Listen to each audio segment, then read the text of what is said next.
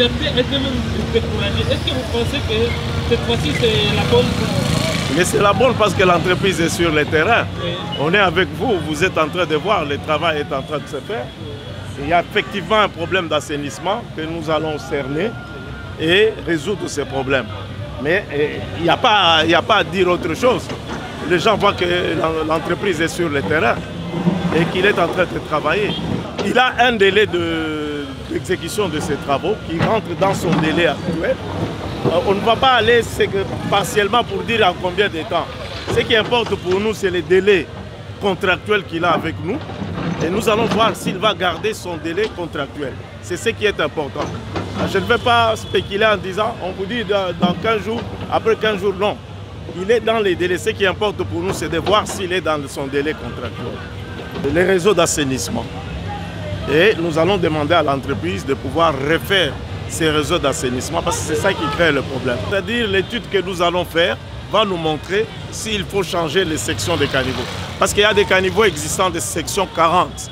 Mais avec la quantité d'eau qui est là maintenant, avec tout ce qu'il y a comme population et construction dans les environs, il est tout à fait normal que nous puissions redimensionner ces caniveaux pour permettre de résoudre ces problèmes.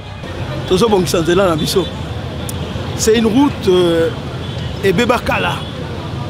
Et si koyo eza na se ya mabele nango eza kika potopoto mabele en noir. Mais on avait construit sur la terre noire.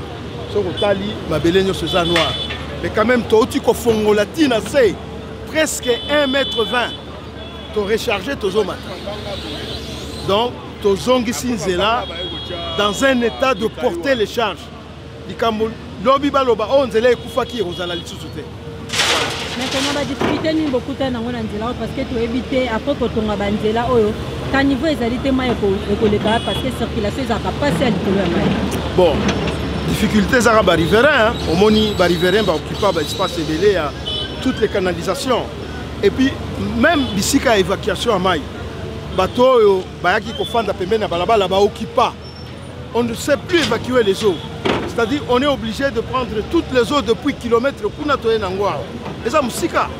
C'est ça la difficulté. Yango ezotinda biso to changer dimension ba caniveau. Neti ba caniveau to rotia awa et ozala munene mais na se kuna eza muke. Donc il faut nyonso ezala munene ndenge moko tina se. Tina chika to rozwa déviation neti ba uti koloba déviation ko évacuer mai na caniveau ya munene. Maintenant mesure nini bozui pona ko sala ba caniveau yango to moni baninga batonga déjà batongi mo biloko belé. Est-ce que vous allez obliger à kobuka ou comment? Torobuka te. Awa selon plan o nazanango, tozokota na bisika na bango te. Caniveau za musika par rapport na bango, trottoir za musika par rapport na bango, torobuka te. Maintenant message d'une ingénieur ko pesa na population quinoise ou congolaise, o bazala qui vraiment kolela na combien d'état ba ko utiliser vraiment chaussée oyo. To peut na combien d'état ba ko salela nzela na bango sisana. Ba pesa confiance. Va faire sa confiance dans l'entreprise aux sala misala, va faire sa confiance dans le pouvoir il y a gouvernement au ezo pesa biso misolo poto sala misala ngo. Tozwa moi problème poto sala misala neti tozo kanisa otala ngo mais un temps moko boye okuti mbongo zate. Soki mbongo zate il faut tozela mbongo ya. Eza problème ya loba o ba bosanaki ba boyi ba kimi ezate. Ezaka problème ya mbongo na pour ça la projet. Mais vous pensez que vous êtes toujours dans le délai ou vous dépassez déjà le délai de projet? Tozana délai makasi maman. Awa ezatile jelu. Toti ko silisa royal. To asphalter yango nyonso mobimba. Nazalaki kuna. Tango nazaki ko fongola royal. Bazaki ko finga ngai. Oye ko tia mai na balabala. Oye ko bukela biso, obuki nzela na biso. Menga nazaki ko ipsa bango na buki pona sala kitoko. Mais lelo le cas na royal romona. Barobosa na makambo nyonso tozongisaki ba réseau ya ba mai na bango ya tuyau ya régie des eaux ba les réseaux ya ba mai ya mbula to zongisi réseau électrique baza bien par rapport à ndenge bazalaki eloko wana to simbi yango depuis 1920 to simbi yango lelo 100 ans après. Alors musala ça le manelo et senga pe ke ba congolais ba contribuer dans sens nini so musala bo esili et sengita ke muntu akoboka biloko na caniveau pour quand veut tonda mai zo masuna nzela.